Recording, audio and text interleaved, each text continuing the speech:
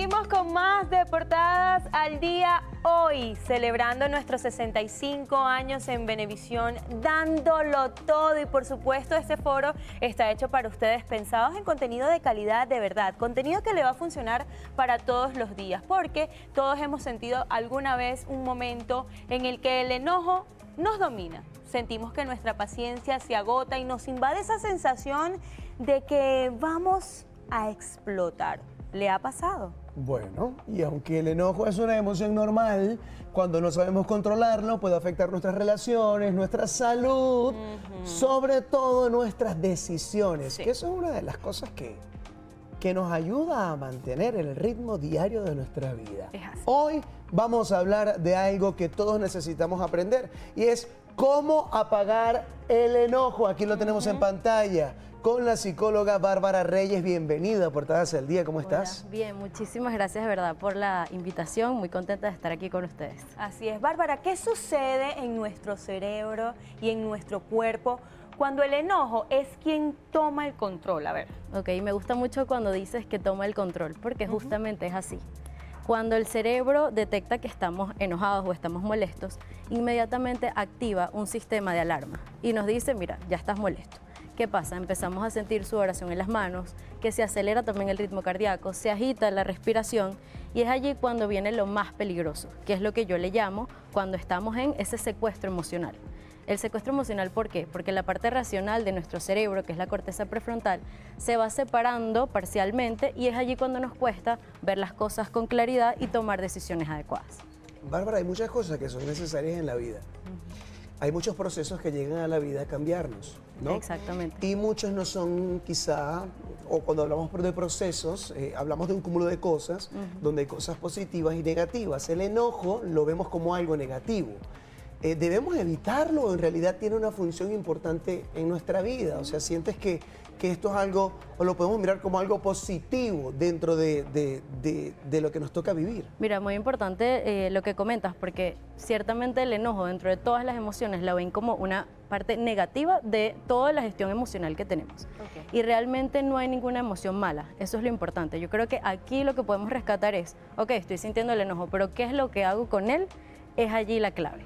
Sí, Bárbara, ¿y por qué hay personas que explotan con más facilidad y otras logran mantener la calma en situaciones difíciles? ¿Qué nos diferencia el uno del otro? Mira, yo creo que hay tres factores importantes allí.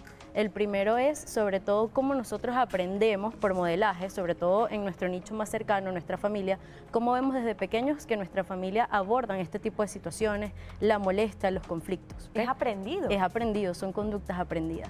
La segunda de ellas, evidentemente, es también la parte genética, que es nuestro temperamento, y por último, la gestión emocional. Entonces, cuando hablamos de que hay personas que explotan y otras no, lo que podemos hablar es de una ventana como tal de tolerancia a la frustración y ver cómo en vez de explotar de una vez, analizas el síntoma, callas y ves qué haces. Tolerancia a la frustración.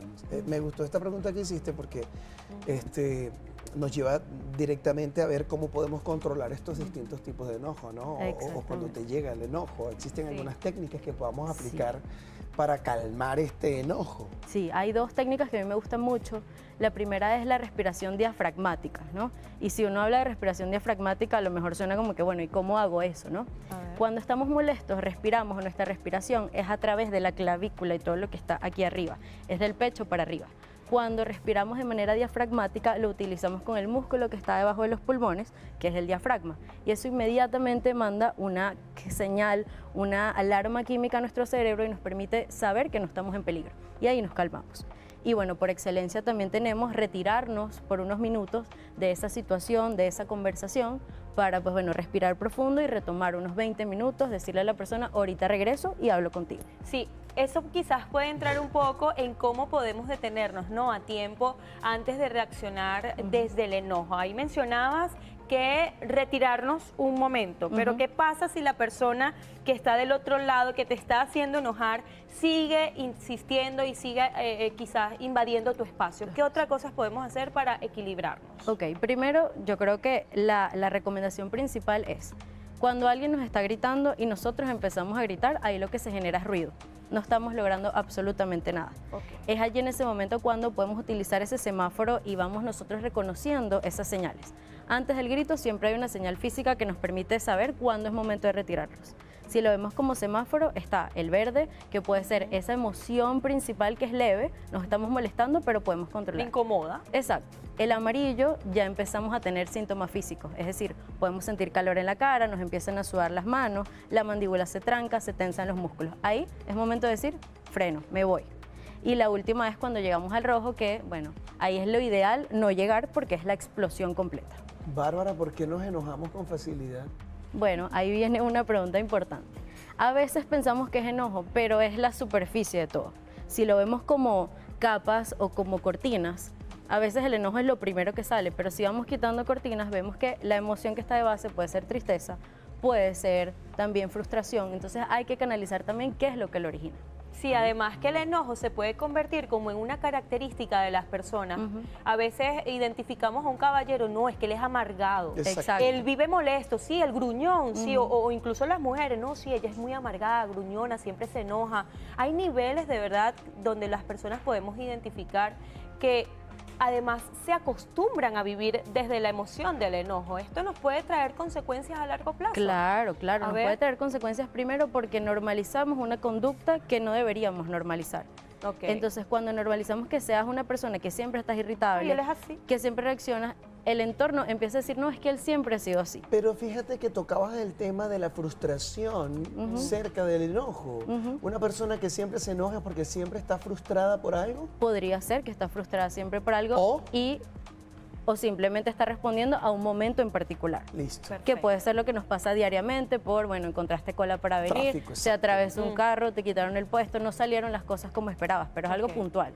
Ahora, si se vuelve rutinario, ahí es el momento en donde uno dice qué está pasando. Bárbara, ¿cuáles son las recomendaciones que les puedes brindar a nuestra audiencia ahora mismo para tratar pues de manejar el enojo de la mejor manera, evitar que los afecte? Y si es la otra persona la que vive enojada, pues ¿qué puede hacer para Ok. cerrar? Bueno, yo creo que lo más importante aquí, como les dije, primero identificar cuáles son esos síntomas físicos que estamos sintiendo, analizar esa situación que estamos viviendo en ese momento, si más bien me retiro o pues bueno, puedo enfrentarlo o me tomo un tiempo para hacerlo. Ok. Y por último también saber adelantarnos a ese momento. Fantástico. Ok, maravilloso. Gracias. por acompañarnos, No, muchísimas Bárbara. gracias a ustedes. De verdad.